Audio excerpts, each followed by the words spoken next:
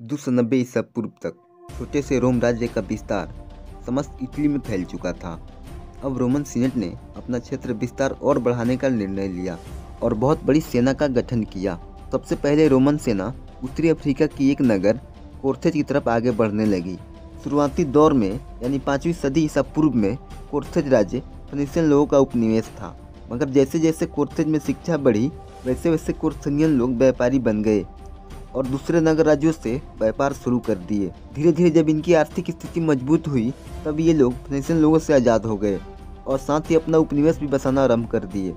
बहुत कम समय में ही इन्होंने अफ्रीका के साथ साथ आधी स्पेन तथा भूमध्य सागर के रीजन में बसे सभी नगर राज्यों पर इनका ही अधिकार हो गया, जिनका मुख्य केंद्र था माल्टा। कोर्थेज राज्य की शासन व्यवस्था 108 बड़े व्यापारी ही मिलकर चलाते थे। उधर जैसे जैसे रोम की वृद्धि हो रही थी वैसे वैसे कोर्थेज वालों की चिंता बढ़ती ही जा रही थी। दरअसल कोर्थेनियन इसलिए चिंतित थे कि अब सिसिली पर अधिकार किसका रहेगा, क्योंकि इस तरह से अगर रोम की ताकत बढ़ती रही तो अवश्य ही वो एक दिन सिसिली पे अपना अधिकार स्थापित कर लेगा।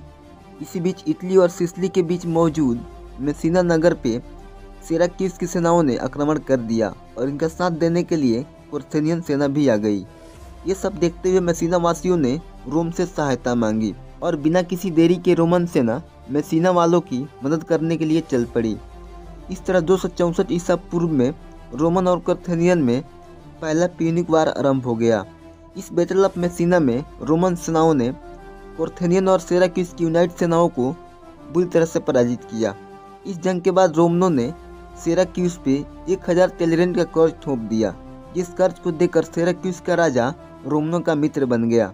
दूसरी तरफ कोर्थेनियन सेना रोमनों से लगभग 7 महीनों तक युद्ध लड़ती रही, मगर अंत में रोमनों की ही जीत हुई।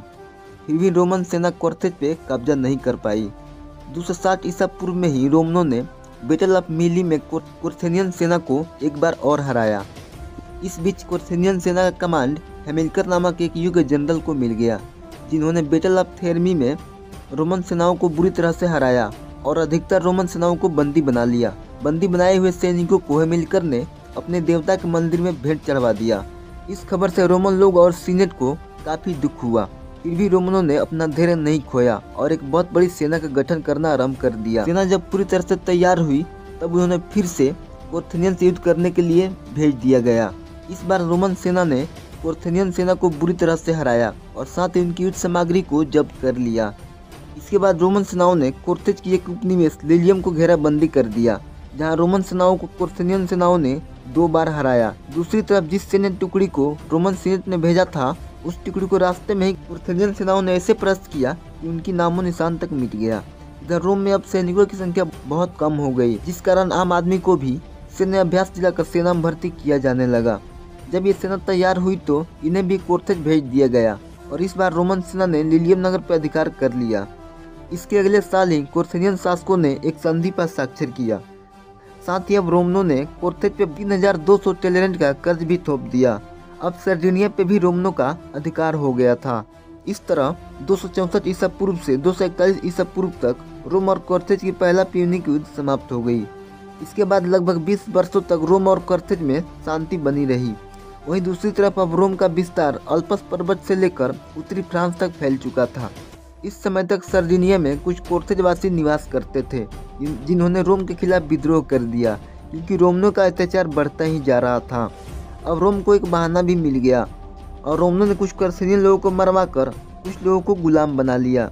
जब कोर्थेज ने इस बात की निंदा की तो रोम ने उसे अपना अपमान समझकर कोर्थेज पे 1000 टेलेरेंट का कर्ज थोप दिया और बलपूर्वक वसूली भी किया।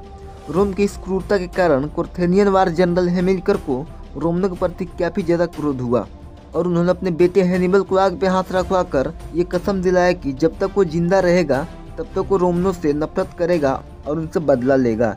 इसके अगले दिन ही हेमिल्कर अपने सेना के साथ रोमनों से मुकाबला करने के लिए चल पड़ा और मात्र 1 साल के अंदर ही उसने स्पेन के कुछ हिस्सों पर कब्जा कर लिया। मगर अभी भी स्पेन में कुछ जनजाति थी जो लगातार हेमिल्कर से युद्ध कर रही थी। उनमें से ओरताइन जाति से युद्ध लड़ते हुए हेमिल्कर की डेथ हो गई। इसके बाद हेमिल्कर के बेटा हैनिबल ने अपने पिता का कार्यभार संभाला। इतिहासकार कहते हैं कि हैनिबल बरका अलेक्जेंडर और नेपोलियन बोनापार्ट से भी बेहतरीन योद्धा था। जब हैनिबल अपने सेना का सेनापति बना उस समय उसकी उम्र 26 वर्ष की थी और अपने पिता द्वारा दिलाया गया वो कसम अब भी उसे बखूबी याद था। एक तरह से वो रोमनों से बदला लेने के लिए व्याकुल था। 2 वर्ष के अंदर ही उसने स्पेन का एक राज्य सगुंतो पे आक्रमण कर दिया जहां रोमन लोग रहा करते थे। उस नगर को हैमिलकर ने आग लगाकर जलवा दिया जहां अधिक संख्या में रोमन लोग मारे गए। ये सुनकर रोमन सीनेट में एक बहुत बड़ा विवाद उठ खड़ा हुआ क्योंकि प्लेबियन लोग युद्ध के विपक्ष थे और पेट्रिशियन लोग युद्ध के समर्थन। अंत में सबकी सहमति से युद्ध करने का निर्णय लिया गया। प्लेबियन काउंसिल की एक टुकड़ी कोर्थेज भेजी गई और पेट्रिशियन की टुकड़ी स्पेन, ताकि पेट्रिशियन टुकड़ी आगे बढ़ते हुए हैनिबल को रोक सके। तभी इन्हें पता चला कि हैनिबल और उसकी सेना इटली में पहुंचने ही वाली है। हालांकि हैनिबल का ये सफ़र आसान नहीं था क्योंकि जब वो स्पेन से चला था तब उसके पास 90,000 पैदल सेना और 12,000 घुड़सवार तथा 40 हाथियाँ थी और बाकी कुछ सैनिकों को वो स्पेन में ही रोन नदी के पास छोड़ आया था ताकि हैनिबल और स्पेनिश लोगों का संबंध अच्छा रहे। जब हैनिबल अल्पस की पहाड़ियों से गुजर रहा था तभी पहाड़ी जनजातियों ने इसकी सेना पे बड़े बड़े पत्थर फेंकना आरंभ कर दिया जिसमें काफ़ी सैनिक मारे गए। इतिहासकारों के मुताबिक जब हैनिबल इटली तक पहुंचा तब उसके पास केवल 20,000 पैदल और 6,000 घुड़सवार थे। फिर भी हैनिबल बरका रोम से युद्ध करने के लिए व्याकुल था। वहीं दूसरी तरफ रोम की सेना लाखों में थी और ज़रूरत पड़ने पर बढ़ाई भी जा सकती थी। इधर हैनिबल की सेना टेसिनो नदी के पास पहुंच गई जहां रोमन सेना पहले से तैयार थी। इस तरह दोनों सेनाओं में दूसरे प्यूनिक युद्ध का पहला जंग शुरू हो गया। इस जंग में रोमन सेना बुरी तरह से हारी। दूसरी तरफ कोर्थेनियन सेना का मनोबल और बढ़ गया। अब कोर्थेनियन सेना हैनिबल के नेतृत्व में आगे बढ़ने लगी और मात्र एक दिन के लगातार सफर के बाद हैनिबल की सेना ट्रिबिया नदी को पार कर दूसरे रोमन सेना टुकड़ी पर हमला कर दिया और इस बार भी रोमन सेना भाग खड़ी हुई। ये समय रोमनों के लिए बड़े संकट और संताप का समय था क्योंकि हजारों रोमन सेना इन जंगों में मारे जा रहे थे। दूसरी तरफ हैनिबल बरका आगे बढ़ता ही जा रहा था। इस बार रोमन सीनेट ने फिर से एक और बहुत बड़ी सेना का गठन किया और वो सैनिक बिना समय गंवाए हैनिबल को रोकने के लिए चल पड़े। दूसरी तरफ हैनिबल इट्रस्कन राज्य के समीप ट्रांसिमील झील तक पहुंच गया। यहाँ हैनिबल की सेना ने रोमन सैनिकों को 3 तरफ से घेर लिया और चौथी तरफ थी झील। सेकेंड प्यूनिक युद्ध की ये सबसे क्रूर लड़ाई थी क्योंकि यहाँ झील होने के बावजूद भी ज़्यादा से ज़्यादा आग का इस्तेमाल किया गया। आखिरकार इस जंग में लगभग 90% रोमन सेना मारी गई।